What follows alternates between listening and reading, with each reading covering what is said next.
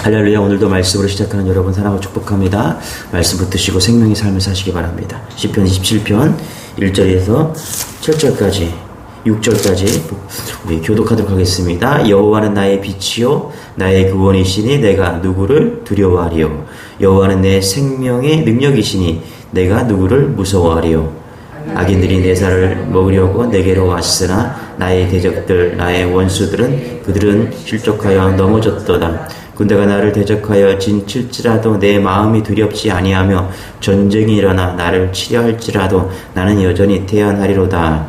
내가 여호와께 바라는 한 가지 일 그것을 구하리니 내가 여호와의 집에 살면서 여호와의 아름다움을 바라보며 그의 성전에서 사모하는 그것이라. 여호와께서 환난 날에 나를 그의 초막 속에 비밀히 지키시고 그의 장막 은밀한 곳에 나를 숨기시며 높은 바위 위에 두시리로다. 시작. 이제 내가 그의 장막에서 즐거운 제사를 드리겠고 노래하며 여호와를 송송하리로다. 아멘. 인생을 살다 보면은 늘 꼬이는 인생 있죠? 뭘 해도 풀리지 않고 풀렸다가 또 꼬이는 인생이 있습니다. 주일 예배도 잘 드리고 11조도 잘 드립니다. 때때로 특별 새벽 기도도 나와서 예배합니다. 그러나 결정적일 때 인생이 꼬이는 그런 사람이 있습니다. 여러분 예수님을 믿어도 인생이 늘 꼬이는 사람이 있습니다. 왜 그렇습니까? 이유는 하나입니다. 순서가 바뀌었기 때문에 그렇습니다. 자, 다윗은 먼저 하나님과의 관계를 설정합니다. 하나님과의 관계를 분명하게 하는데요. 그게 1절인데요. 같이 한번 읽어볼게요. 시작.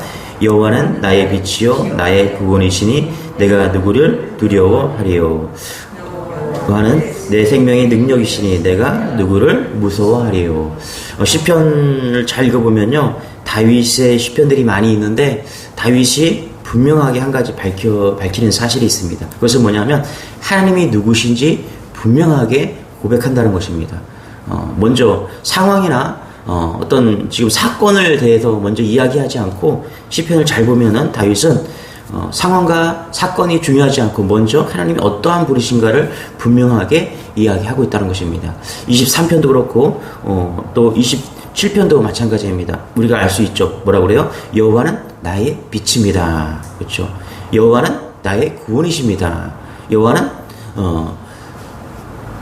나의 빛이고 구원이기 때문에 두려워하지 않는다. 그렇죠? 또 뭐라고요? 여호와는 내 생명의 능력이기 때문에 여호와는 내 생명이기 때문에 내가 두려워하지 않는다. 이렇게 고백하고 있다는 것입니다. 여러분 이게 무슨 상황입니까? 왜 이런 고백이 나옵니까? 하나님을 먼저 생각하는 겁니다. 하나님과의 관계를 먼저 생각한다라는 것입니다. 나의 빛, 나의 구원, 나의 생명이시다. 여러분 이런 것들은 어떤 상황에 따라서 바뀌는 것이 아니죠. 먼저 하나님이 누구신가를 분명하게 이야기하고 있다는 것입니다. 이게 다윗의 신앙이라는 것이죠. 그러나 여러분 일상적으로 우리는 이렇게 생각하지 않죠. 우리는 어떻게 생각합니까? 두려울 때 여호와는 나의 빛이시다 이렇게 고백하고 또 내가 무서울 때 여호와는 나의 빛이시다. 그렇죠. 내가 문제 때문에 너무너무 곤고할 때 여호와는 나의 빛이 되어달라고 그렇게 기도합니다. 내가 문제 때문에 너무너무 곤란하고 힘들 때 나의 생명이 되어달라고 이렇게 고백할 때가 있다는 것입니다. 왜 순서가 중요합니까 여러분? 결국 하나님께 무언가 계속해서 우리가 요구하는 그런 인생이 되기 때문에 그렇다는 거예요. 여러분 우리가 하나님을 믿어도 하나님이 누구신가를 분명하게 못 박지 않으면요 사건 따라가고 상황 따라가서 계속 하나님께 주님께 문제 해결해 달라고 그렇게 기도하다가 끝나는 인생이 된다는 것입니다. 그런 인생이 있는가 아니면 그런 인생을 끌려가는 인생이라고 이야기하죠. 그러나 우리는 주도적인 인생이 될 수 있어요. 풀리는 인생 어떤 인생입니까? 하나님이 어떤 분인가를 분명하게 고백한 인생. 그런 인생은 하나님께서 우리의 인생을 주도적으로 끌고 가신다는 것입니다. 사건과 상황에 끌려가는 인생이 아니라 주도적으로 끌고 가는 인생이 될 수 있다는 것입니다. 그래서 여러분 1절이 신앙 고백이고요. 2절과 3절은 귀결절입니다. 그대로 딸려오는 절이에요. 자, 우리 2절 한번 같이 읽어볼게요. 시작. 여호와여 나를 살피시고 시험하사 내 뜻과 다시 우리 27절 악인들이 내 살을 먹으려고 내게로 왔으나 나의 대적들 나의 원수들이 그들은 실족하여 넘어졌도다. 그렇죠? 1절에서 하나님이 어떤 분이신가를 딱 이야기하고 2절에서 뭐예요? 자기 지금 상황을 이야기하고 있는 것이죠. 그 상황이 어때요 지금요? 여기 악인들 나오고 대적들 나오고 원수들 이렇게 나오는데 다 나쁜 놈들이죠. 그렇죠? 강조하기 상황들을 지금 강조하기 위한 것입니다. 그러니까 이스라엘 언어로 보면은 이런 계속해서 반복하지 않고 그 표현들을 달리하는데 지금 상황이 안 좋은 거죠. 되게 힘든 그런 상황인 거죠. 대적들이 있고 악들이 있고 원수들이 있고 악인들이 있다. 그렇죠. 상황은 좋지 않고 사건은 지금 어떤 상황인지 대충 우리가 알 수 있다는 것입니다. 그러니까 이런 상황들이 쭉 나오는데 1절에서 꽉 못 받고 있는 것입니다. 여호와는 나의 빛입니다. 여러분 이런 기도가 필요합니다. 우리가 상황에 대해서 날마다 기도하는 것이 아니라 하나님이 어떤 분이신가, 예수님이 어떤 분이신가 그 믿음에 대한 고백을 하시기 바랍니다. 그게 필요해요. 상황에 대한 기도를 하면은 상황이 안 들어줄 수도 있잖아요. 내 뜻대로 안 될 수도 있잖아요. 우리는 원하는 게 있잖아요. 그럴 때 흔들리고 무너질 수가 있는데 여호와는 나의 목자십니다. 그렇기 때문에 상황은 별 문제가 없다는 것입니다. 우리 3절도 같이 한번 읽어볼까요? 3절도 시작. 군대가 나를 대적하여 진칠지라도 내 마음이 두렵지 아니하며 전쟁이 일어나 나를 치려할지라도 나는 여전히 태어나리로다. 군대가 나를 대적해요. 그렇죠? 진칠지라도 내 마음이 두렵지 아니하며. 왜 두렵지 않습니까? 상황과 사건이 지금 아주 상당히 심각한 상황이잖아요. 왜 그렇습니까? 1절이 있기 때문에 그렇다는 1절이 딱 버티고 있기 때문에 두렵지 않다라는 것입니다. 그래서 2절과 3절은 1절의 귀결절이다. 이거 순서가 바뀌면 안 되죠, 여러분. 상황이 먼저이면 안 됩니다.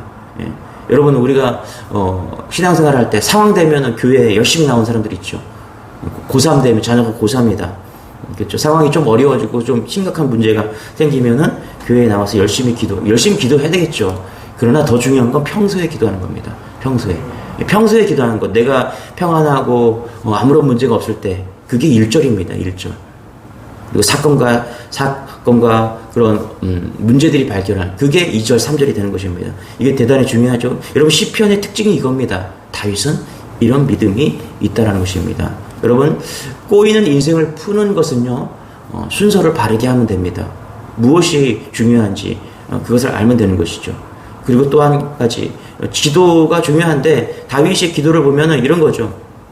기도가 술술 풀리는 인생이었다. 이것을 보여주는 게 다윗이 기도는요 우리보다 간절히 우리보다 오래 했다. 기도를 열심히 했다.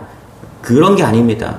다윗이 인생이 하나님이 쓰임받는 인생은 기도의 내용이 달랐다라는 것이죠. 그러니까 사건과 문제들을 계속해서 기도한 것이 아니라 다윗은 먼저 하나님을 고백하는 그런 기도였다라는 것입니다. 여러분 이런 은혜가 우리 안에 있길 소망합니다. 그래서 다윗이 하나님 저 군대가 우리를 대적합니다. 저 악인들이 나를 대적하며 살려주세요. 저 군대를 박살내주세요. 이런 기도가 아니라 다윗은 이상한 기도하고 있습니다. 우리 4절입니다. 같이 한번 읽게요. 시작. 내가 여호와께 바라는 한 가지 일 그것을 구하리니 그건 내가 내 평생에 여호와의 집에 살면서 여호와의 아름다움을 바라보며 그의 성전에서 사모하는 그것이라. 아멘. 그렇죠? 그러니까 1절과 3절까지 그리고 4절을 읽어보면요. 4절은 도대체가 이해가 안 되는 그런 고백을 하고 있습니다. 만약에 이게 상황적이라면요. 1절과 3절까지는 지금 전쟁이 준비된 그런 관점인데요. 4절은요, 지금 아름다운 자연과 아름다운 여인과 아름다운 그런 것을 보면서 하나님께 아름다움을 표현하고 있는 아주, 매치가 되지 않는 그 구절이 4절입니다. 좀 어이가 없죠. 그러나, 깊이 있게 천천히 묵상하다 보면 4절이 닿을 수가 있는 것이죠. 4절은 어떤 내용입니까? 1절과 같은 마음인 거예요. 어떠한 상황과 문제가 중요한 것이 아니라 하나님은 나의 아름다움이십니다. 자연을 보고 나의 생명을 보고 오늘을 봐도 다윗은 여호와 당신을 내가 생각하는 것은 당신은 아름다움이십니다. 그러니까 하나님 내가 원하는 것 한 가지밖에 없습니다. 아름다운 그곳에서 하나님의 성전에서 하나님과 관계 맺기를 원합니다. 그러니까 이게 뭐냐면 하나님과 의논하기를 원한다는 거예요. 지금 상황이 이런데 하나님, 내가 당신과 의논하기를 원합니다. 그래서 이런 고백이 나오는 거죠. 다윗의 one thing, 이거 다른 기도입니다. 특별한 기도입니다. 이런 믿음이 우리 안에 있기를 소망합니다. 여러분, 이런 믿음이 정말 필요합니다. 상황과 사건에 계속 끌려가는 인생이 아니라, 그래서 꼬이는 인생이 아니라 하나님과 관계에 맺어서 풀리는 인생, 다른 모든 것들이 자동적으로 풀리는 인생, 자동문처럼 그냥 우리가 사건에 다가가기만 하면 문이 쫙 열리는 것처럼, 그런 인생은 하나님과 반듯하게 관계가 맺혀져 있는 그런 신앙이라는 것입니다. 열왕기상 3장 9절에 보면 솔로몬이 이렇게 기도합니다. 누가 주의 이 많은 백성을 재판할 수 있사오리까? 듣는 마음을 종에게 주사 주의 백성을 재판하여 선악을 분별하게 하옵소서. 여러분, 이것도요, 어떻게 보면은 솔로몬이 문제를 해결하려고 하는 그런 기도 같은데요, 잘 들어보면요, 솔로몬은 그런 기도가 아니었죠. 하나님이 어떠한 분이신가, 그것을 고백하는 아주 남다른 기도 내용이었다는 것입니다.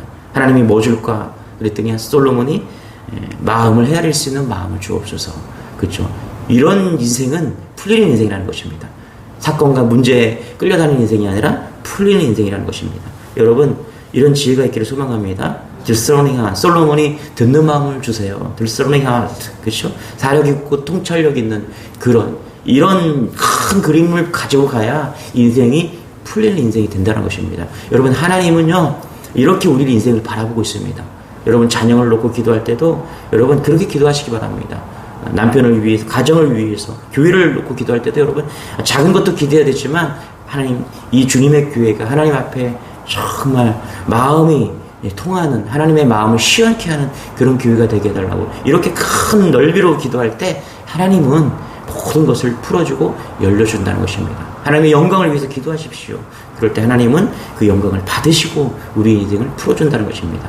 이런 기도, 이것이 다윗이고 솔로몬의 기도라는 것입니다.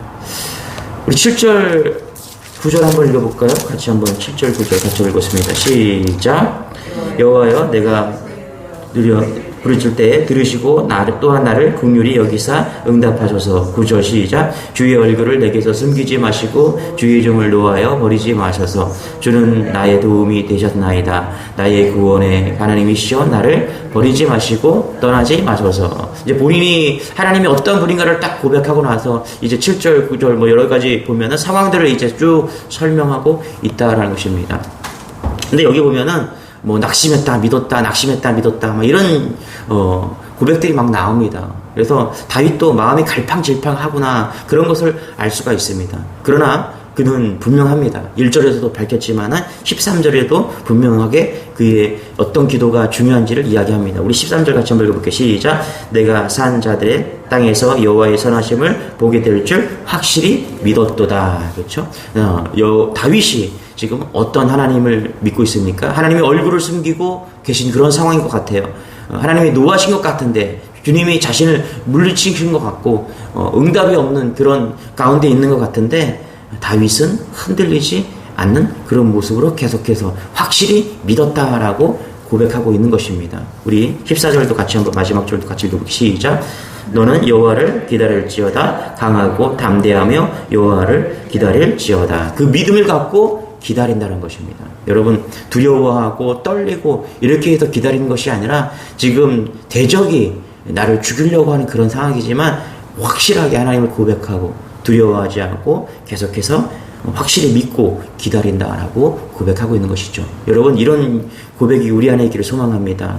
상황과 문제 속에서 흔들리고 그러는 것이 아니라, 그런 것이 중요한 게 아니라 먼저 하나님 믿습니다. 마지막에 여전히 그래서 기다립니다.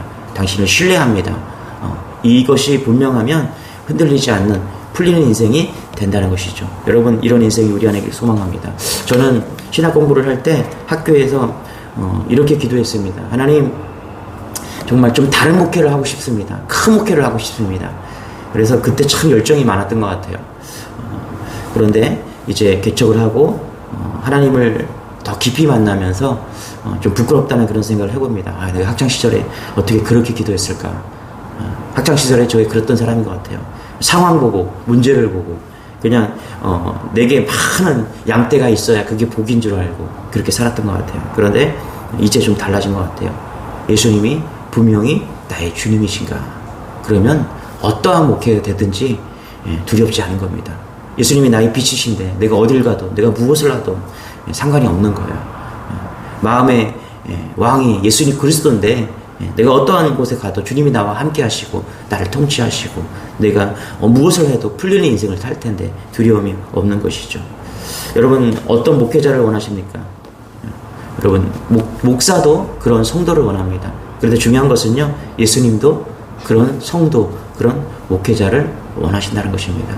여러분 예수님의 마음을 시원케 하고 정말 예수님과 합한 그런 마음이 있는 다윗처럼 우리도 그렇게 믿음으로 오늘 나아가시기 바랍니다. 그럴 때 하나님은 우리의 모든 삶을 책임져 주신다는 걸 믿고 우리가 평안 가운데 기도하는 여러분 되시길 축원합니다. 기도하겠습니다. 하나님, 다윗과 같은 믿음이 우리에게 필요합니다. 다윗과 같은 기도가 우리에게 필요합니다.